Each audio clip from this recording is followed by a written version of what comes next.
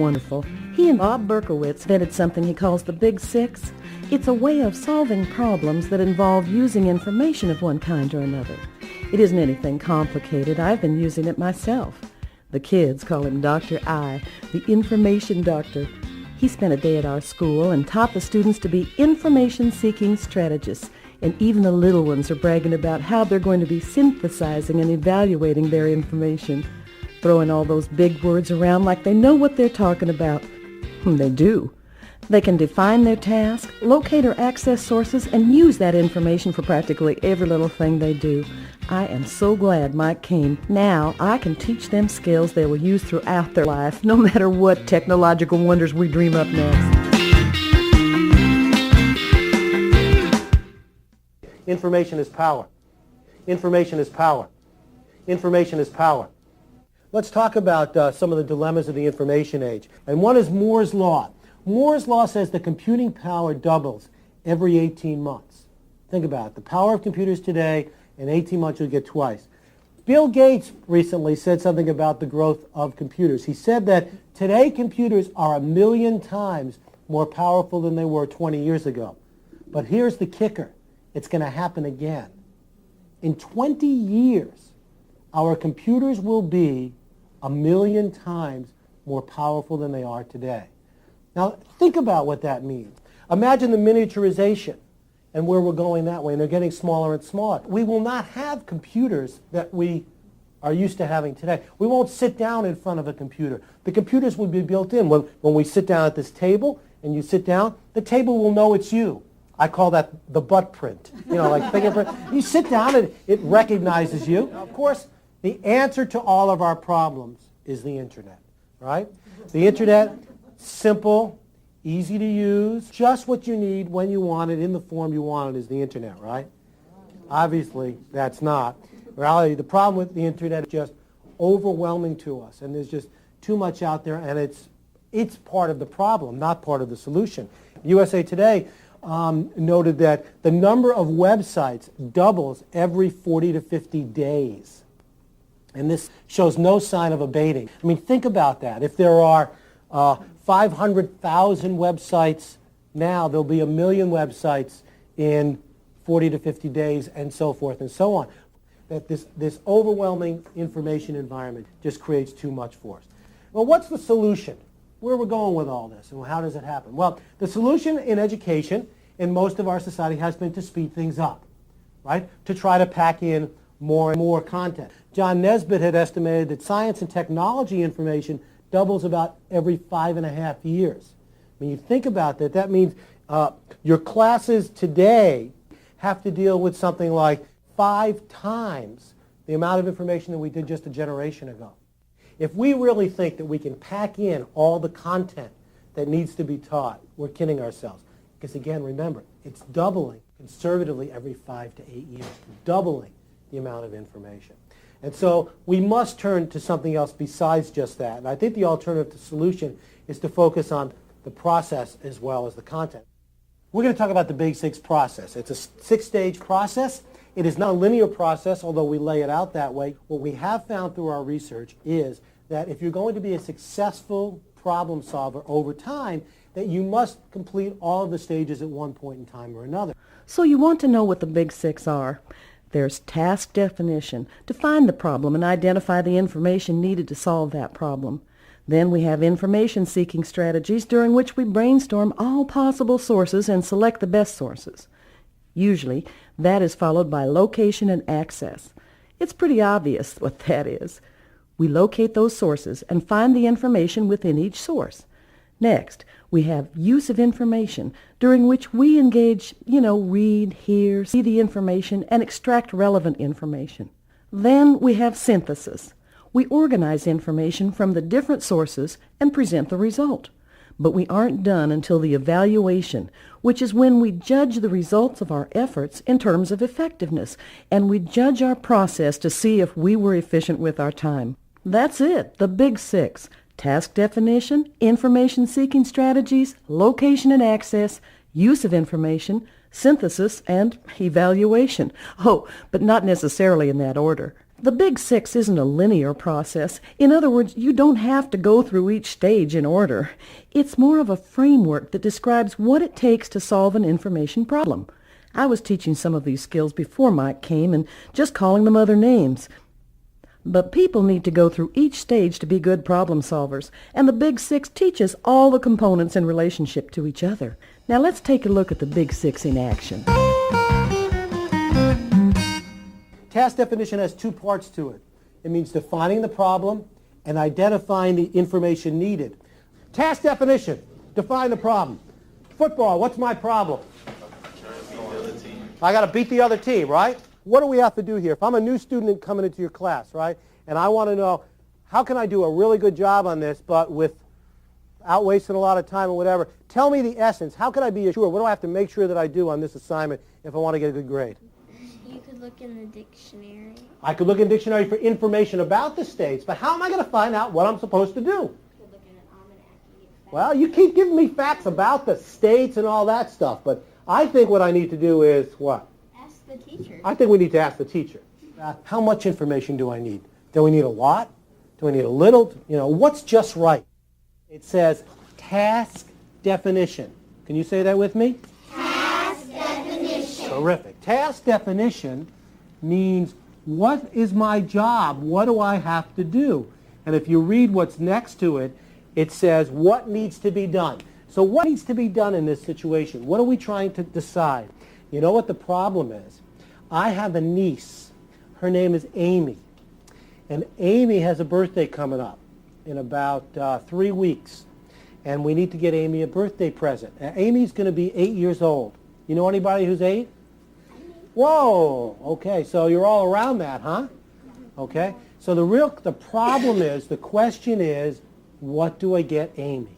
Now, also part of task definition, we try to figure out what it is we need to know. So in order to decide what birthday present I should get Amy, what kinds of things would we like to know? What kinds of things? Yes? What she likes. We really like to know what Amy likes, right?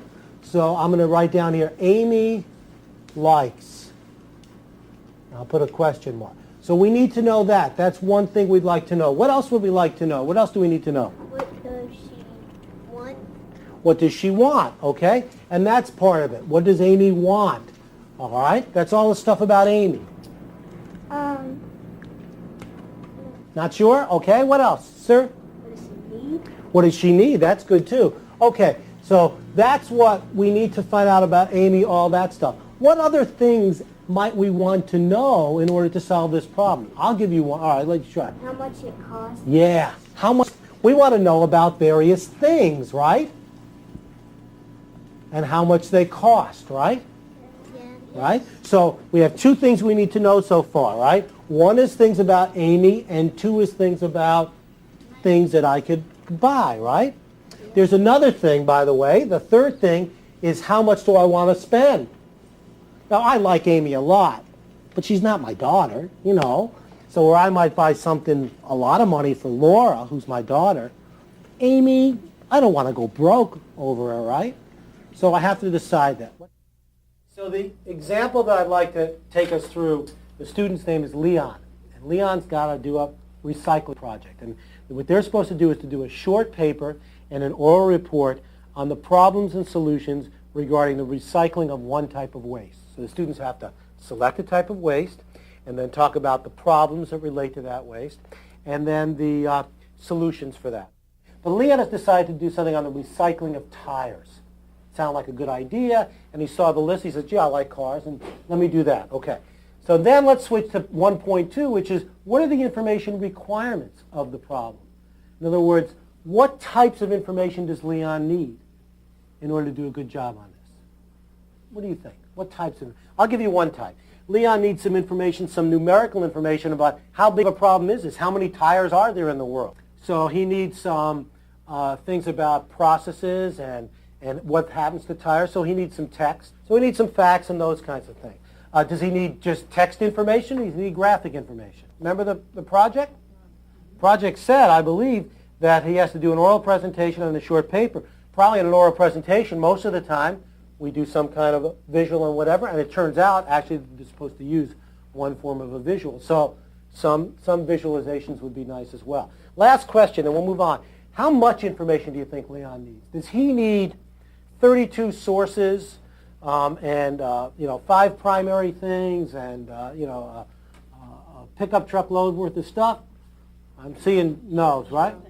Short paper. So will one source be sufficient? No, 3 to 5. 3 to 5, right? Need about 3 to 5 sources. Need some numerical, some graphic, some text, and that kind of stuff, okay?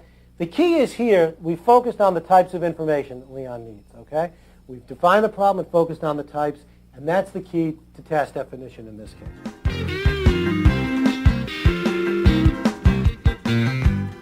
Sometimes I get so busy telling the students what they need to do when I could be asking them instead. And of course I could ask them how they plan to find the information they need to finish their task. And that would take us right into step 2 of the Big 6, information seeking strategies. Information seeking strategies. Do you know what that means? What does information mean? Now I know you're gathering a lot of information under part 2 of the Big 6, which is information seeking strategies. Information-seeking strategies is a fun part of the process because we brainstorm and narrow. Under information-seeking strategies, let's talk about all the places we can find out some of that information. Where are we going to get that information from? Do you have a plan for your search yet?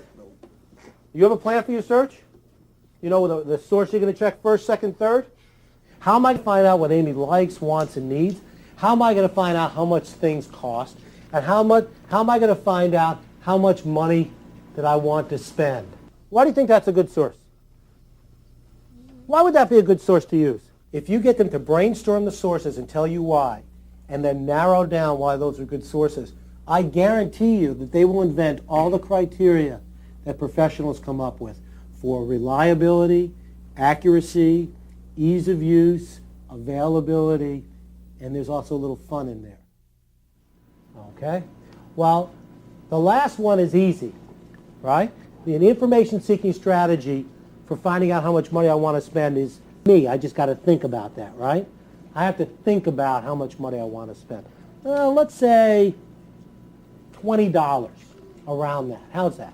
Yeah. So we're around that. That's why I thought about that. You help me. Let's think about all the ways that I could find out what Amy likes, wants, or needs. What are some of the information sources that I could check? How could I find out what Amy wants, likes, or needs? Okay? Somebody has answered. Yes? You could, ask your wife. I could ask my wife, who is Amy's aunt, right? Or I could ask, who else could I ask? Her mother. I can ask her mother, right? So we have some choices. What would help me to guess what Amy likes? Go ahead. You could ask these girls what they Ooh, like. that's really smart. What? Talk to me some more about that. So, they might like some things that she likes. Because what you're saying is I can find out what 8-year-old girls like. You could get her the Titanic. You see what you're doing again is you're jumping to try to solve my problem without going through the process. So we'll see what I get her, okay? So here's what I want you to do. I want you to all think for a minute. I'm going to give you 3 choices of what we could do to find out what Amy likes and needs. Wait, no hands, no hands. Here are the 3 choices. Choice number 1. Choice number 1 is to ask Amy, okay? I could do that. Choice number 2 is to ask Amy's mom, okay? Choice number 3 is to, I'll just say, observe or watch Amy, okay? I'm going to make 4 choices. Watch Amy, look at her stuff. I'll say look at her room, okay? And the 4th one is to read 8-year-old magazines, okay? Do you understand the 4 choices? Yes. All right. Now, what's my job? What am I trying to do? What am I trying to do? Everybody tell me. Go ahead. Right, and I want to find out what Amy likes. That's the job right here. So which of the four choices? Asking Amy's mom, watching Amy, or reading a magazine. I want each of you to think which one you want, 1, 2, 3, or 4, and then we're going to see which ones you choose. Okay, you all ready to choose? Yeah. All right. Close your eyes for 1 second and think. What would I do first? Which do I think is the best one? Why? Somebody that has an answer. Go ahead. Why would I ask Amy's mom? Why would that be a good idea? You know, why would it be a good idea? Because she knows a lot about her, Mm-hmm. and also it would make it not a surprise for the mom. Well, who cares? It would still be a surprise for Amy, and her mom knows a lot about her. So that's what we call good information, right? Yeah. It's a good source. It's a reliable source. That's a good source. So that's pretty good, okay? All right, let's brainstorm all possible sources now. What are some of the places that Leon could check for information about this tire recycling problem? EPA. He could get in contact with the EPA, because the EPA might have information on that, okay? What else? And why? I want to know why do you think that's a good source. So choose a source or two and why. So what are some of the places that you checked and why? So we had the EPA. What else? We had state laws. I had fourth graders yesterday who had learned 22 states have recycling laws. So Oh. we would need to know what the law was. So you need to find out the law. And where would you find that out? Well, we found it on the internet under the keyword state laws. Right. And what was the source? Did you wind up at a state site? Yes, we were. So it was information from the state. It's a government document, a See formal. where each state, and we just Mhm. skimmed down through and tried to find one that fourth graders could understand Wow. terminology. Okay. We found a couple. Okay. So you've just done information seeking strategies and location and access because you use the internet. And that's fine. This stuff often feeds together and loops back. So whatever. Now, why is that a good source for you? Well, in the primary setting of my media center, I did not have state laws Mhm. from the entire So union. So access that and was always- availability through the internet. Why was that? And that was an important source because it's factual and accurate and really good, solid information. So it's reliable, accurate information, and it was available to you. Great. What else? What are some of the other sources?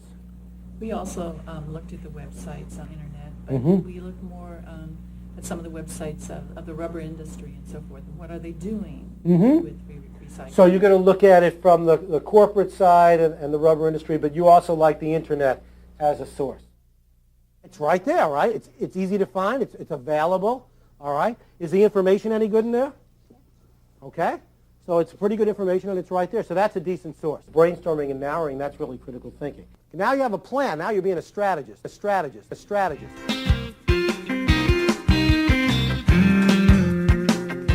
I'm not sure I ever considered that tracking down the source material was actually part of the information-solving process before. But that can be just as much of an effort as anything, and it certainly has to be done. That is step 3 of the Big 6, location and access. Location and access is number 3. Where am I going to get that stuff? Where do I get the video from? For is the other team going to give me the video? Previous games they played. Location and access is finding the information and then finding the information within the sources. Big 6 step number 3, which is called location and access, means where can I find these resources? It may seem a little silly, but where can I find Amy if I need her? How do I get to Amy? How do I get there? Go to her house. I can go to her house? What else can I do? What else can I do? Go to a friend's house. Well, if she's there, right? Because I'm trying to find out, go to her friend's house. What else?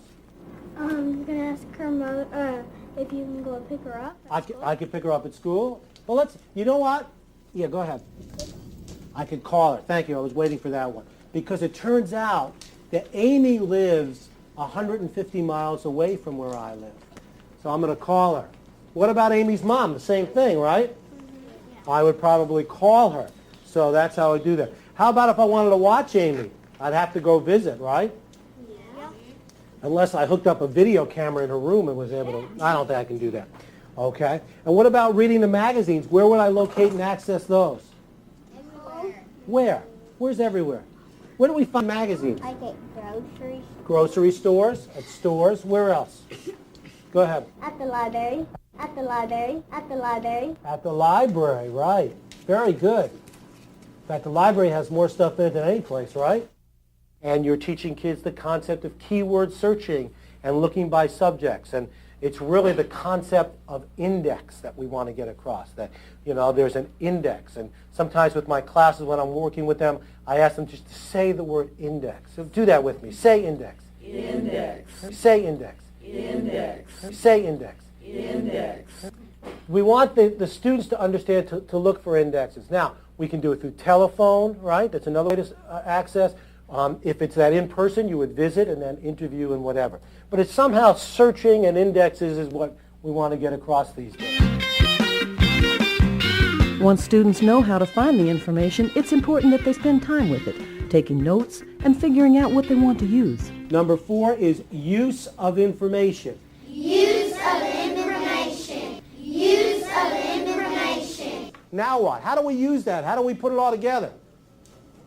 Study it. You study it. Well, that's what the coaches do, right? And then you use the information. That means that you read from the source and you take notes and things like that. A better extraction method is a Xerox and highlight method. You're going to summarize and paraphrase, but you're still going to note the source. Even if it's your own words, you're going to know where you got the information from, okay? Start having kids cite everything all the time. If they have questions to do at the end of a chapter, let them cite the answers at the end of each question. They use the chapter, page 17. They got the answer from mom, and they put the date down.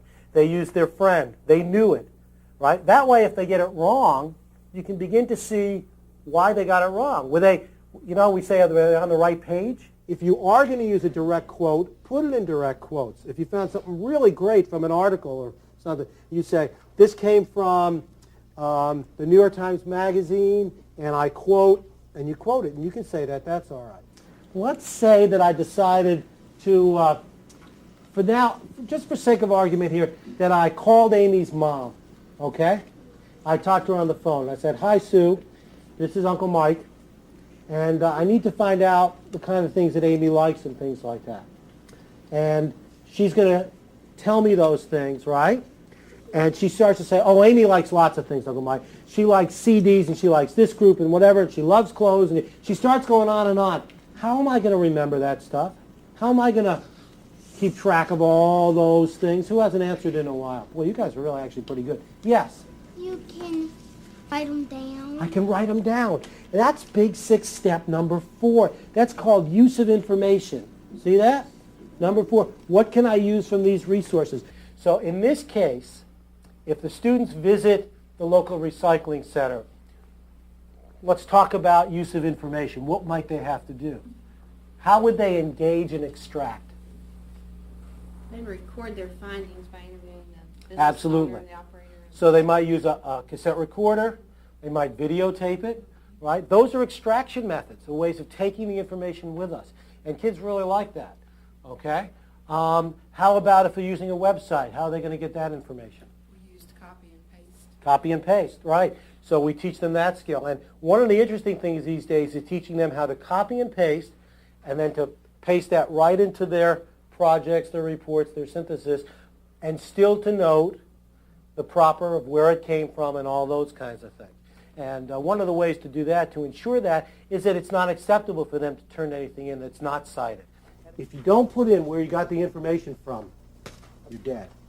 Okay? You can't get a top grade. The synthesis part, I think, is the most complicated, but Mike had all kinds of techniques to help make it understandable, and he has exercises and handouts that give tips on ways of organizing. Number 5 is synthesis. Synthesis, they take all that stuff, they organize it, and we make a game plan. Step number 5 is where we've got the information, and we organize it, and we put it together. We organize, and we present. Now, most presentations are like a story, right? You have an introduction part, you have the body part, and you have the conclusion. You start to think a minute about if you were to organize the information that you have for your poster, how would you do it? For Leon's recycling project, let's jump back to task definition. Remind me, how is he supposed to present this? Short paper. Short paper, Oral presentation. oral presentation, okay? And you had a visual. And it's supposed to be a visual with the oral presentation. We checked that back with his teacher, and that's what he was required to do. Okay, how might he organize that? There are options for him, right? If I asked you to organize your oral presentation about recycling, how might you do it? What might you present? Imagine the structure for me. What we're going to do is an organizing exercise. All right? Here's your task. I'm going to give each table an envelope full of pictures. All right? I'll show you what's here for a minute. Okay? I'll show you on this table. Each one of you gets an envelope, and the envelope is full of all different kinds of pictures, okay? Now, your job, each table, you're going to work as a table, all right, is to organize the pictures in some way so that it makes sense to you, all right? So you're supposed to organize the picture. Then you're going to tell us as a class, give it a title, excuse me, going to give it a title, and you have to tell me how is it organized.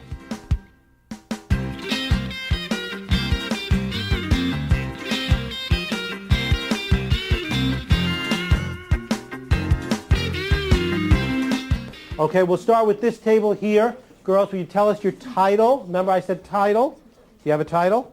I hope. Okay, and how you're organized. Our title is the town and the way people live in it. A town and the way people live in it, okay? This is like the people that's right here, the people that live in it and the things that they enjoy. Like here's the stores, the grocery stores. Things that they enjoy, like small animals and movies. And then other types of stores. Okay. So you took a common theme, and I showed you this earlier. You took a common theme, and then you built things off of it, right? Yeah. And they all right. And the middle of the was the town, right? Some people call this a web way to organize this first one. That's a web like. That's very interesting. Very nice. Okay, thank you. Let's go to this group over here. Okay? Go right ahead. Who's going to talk? Somebody tell us. Go ahead. Ours is called The Way People Live. The way people live. We've got the machines here. Uh-huh. And we've got people here. Uh-huh. And the animals right in there. Ah. Okay. So what you've really done is the way people live, but you've broken it into 3 groups, right? Right? The groups are the things that people do, people, and animals. So you've organized it by what we call categories. Okay? So that's a second way, category. How many categories could you have? As many as you want. Right. Well, that's true. You can have as many as you want. But I will tell you something. This is a secret. This is an information secret. Okay? Most people have trouble remembering more than 5 or 7 things. If you have 15 categories, people aren't going to remember it very well. So if I were to organize something around categories, I would have 3 or 5. 5 is a really good number of categories. Okay? Let's switch to this table here. Would you tell us how you organized it? Go ahead. The title is Your Lifeline. It's about this person who we go through their life. First, they wake up, like the morning they come to Earth. Mm-hmm. And then they really love computers, animals. They get ready, they eat breakfast, they get dressed, they go to work, they're at work, they work on their job. She loves the computer, gets her eyes checked, gets a bonus, goes to California, meets her relatives, quits playing computers, picks up tennis. 5 years later, she's skinny, and she starts hating computers after tennis, and then she gets married. She moves into a nice fancy house. She gets divorced. She marries again. 6 years later, she likes to watch sumo wrestling, and then this guy gets her interested in computers again, and her life ends. Wow. Wow, that's pretty impressive. So one of the ways, the way you organized it to an extent was as a story, right? Yeah. Yes. It was a story. You told a story from the beginning to end. And you know, you're going to have that choice even with your posters. With your state, when you lay it out, you could do it by this kind of a web. You could have the state and things off it. You could do it by different categories about the state, or you could tell a story by the state. The other thing that you did with the story is you did it what we call by time, right? It's kind of like a chronology, like a timeline, right? By time. And that's very creative. that we've done that. So we have 3 great ways of organizing it so far. Number 5 says, what can I make to finish the job? It's called, here what we mean by make is I have to make a decision. So what I have to do is look at these things and make my choice. Now let's take a look at some of these things. Let's just decide whether these things cost a lot or a little. Okay? So you tell me now. I'll use a different color. I love these colors. This is great, Mrs. Nunn. Okay. Clothes, a lot or a little? A lot. A lot? I'll tell you what. There's 3 levels. A lot, a little, or middle. Middle. Yeah, I think that's middle. Okay? I mean, can I get clothes for $20, $25? Yeah, sounds like you're not sure. What about CDs? A lot? Actually not. I could probably get a CD for about $15, right? No, it's in the middle. Okay, so that's middle. Now, I want you to tell me, what did you come up with some really good toys to get? Titanic. All 3 of us got Titanic. You like Titanic? What is Titanic? What? It's a movie. Oh, it's the movie. So you think the movie. But we didn't have movie on. So that's something we should have gone back and thought about. So you really like that. How many in the group really like the idea of getting Titanic? Well, I got a pretty good group on that. Okay, next. I just have time for a couple more. Yes, sir. PlayStation. A PlayStation. Wait, how much does a PlayStation cost? $200. So how much did we say we were going to spend? $25. I don't think I can get Amy a PlayStation, but if she has a PlayStation, I might be able to get her a game, okay? Yeah. Sir, what do you think? Nintendo. Nintendo, I think that's the same problem. If you think about it, we are spending billions of dollars every year on software in our society to help us to organize and present. We've got word processing, desktop publishing, presentation software, all of these computer-type programs that help us to do a better job in presenting. So it must be pretty important. This video itself is a presentation of information.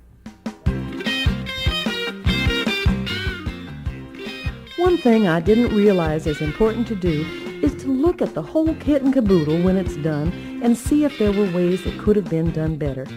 And the last thing is evaluation, judging the result as well as judging the process. Judge the process. Of all the things that you did for this bulletin board assignment, of all the things you had to do, what was the most difficult? Where did you have the most difficulty? And judging is where we judge the result, which is the effectiveness of the process as well as the efficiency of it. So in addition to using this stuff, I want you to be able to come back and say, you know, Mr. Eisenberg, this source was really, really good, or this one was terrible. You told me to go to the encyclopedia. That didn't work at all, or whatever, okay? In business, in the workplace, how do you know if you're successful? Well, you get a good job, and you said it before, right? You make a lot of money, right? Should kids be able to evaluate their own work? I would say that almost on any assignment, we need students to be able to evaluate whether or not they've done a good job. If a student turns in a paper and thinks they got a B on it, and it turns out that they get a C minus, we've got a problem.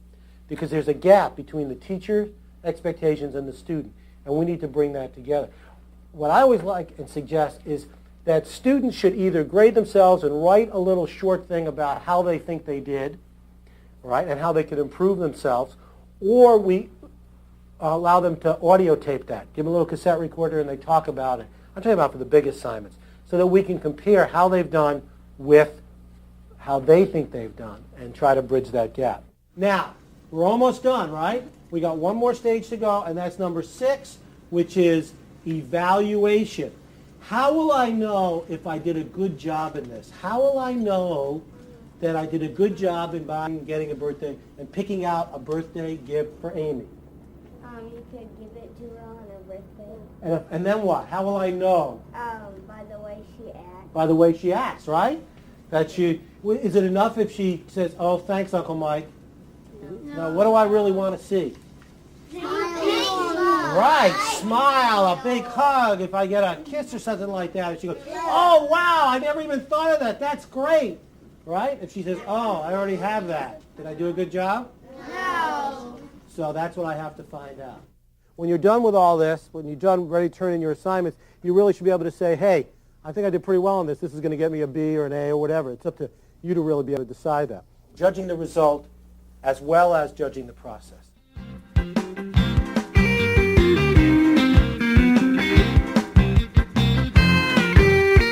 That Big 6 program sure is outstanding. In a school in New York, they were having troubles with students not passing on the state regents exam. Back in '97, only 53% of the students were passing. But Bob Berkowitz and the Big 6 came to the rescue. Now more than 90% of those students are passing. The Big 6 staff are working night and day to make materials and teaching techniques more accessible to you. You can find lots of tips in the Big 6 newsletter, like translating the Big 6 into the Super 3 for young kids, plan, do, and review. You'll find that in the back issue, Volume 1, Number 1. They also make presentations at conferences and do workshops, and they have a website, of course, at www.big6.com. To be information literate, a person must be able to recognize when information is needed and have the ability to locate, evaluate, and use effectively the needed information. This is a definition of information literacy from the American Library Association. And the quote I have here is from the U.S. Department of Labor's SCANS report, the Secretary's Commission on Achieving Necessary Skills. And it says that the competencies for all entry-level employees, people who are just working into any job situation, involves acquiring and using information and working with a variety of technologies. I just want to remind you that the Big 6 is not just for the top students or the bottom students. It's for everyone in our society.